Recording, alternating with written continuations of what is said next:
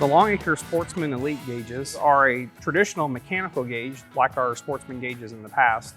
However, as you can see in this panel, they're not using any warning lights. So these gauges, traditionally when you're turned on and there's no warning, the gauges are lit with a white backlight.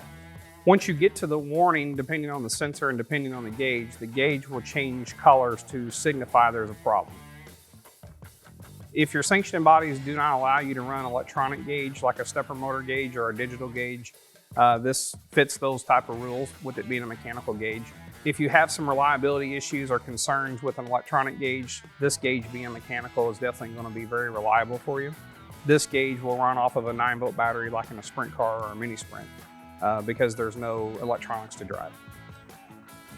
For more information on this or any of our other products, visit us at longacreracing.com.